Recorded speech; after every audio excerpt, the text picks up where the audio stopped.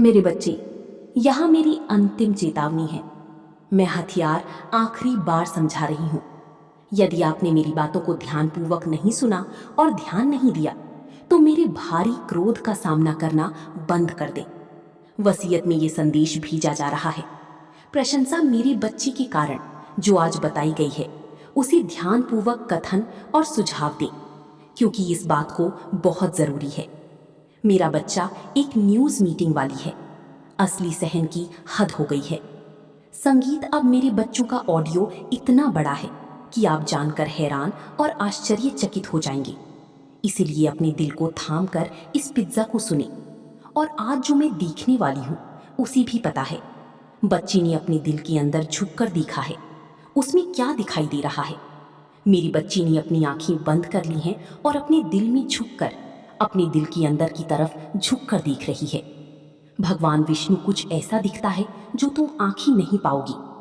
देखने का मतलब ये है कि जब तुम आंख बंद करोगी, संगीत, तो पुराने आदमी भी धीरे धीरे करके शांत हो जाओ और शांत आदमी से विचार करो। ऐसा सबसे अलग विचार है। दिन भर तुम भी उस पर विचार मत करो। मेरी बच्ची की जिस खुशी को तुम सारी दुनिया में तलाश रही हो, बल्कि वो दिल के अंदर है।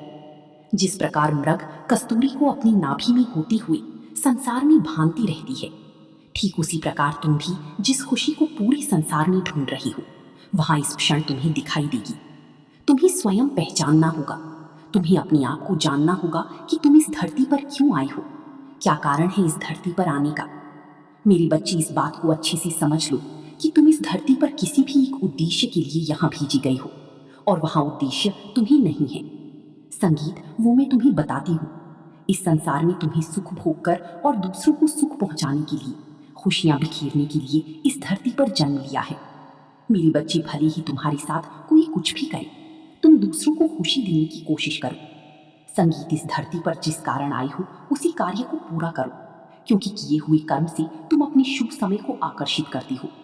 मेरी बच्ची, जो तुम अपने धर्म को पूर्ण रूप से निभाती हो। अब सुनो ध्यानपूर्वक कि तुम्हें कौन सी खुशी प्राप्त होने वाली है। संगीत, कुछ समय पहले तुमने मेरे समक्ष खड़ी हुई पूजा करते समय प्रार्थना की थी, और एक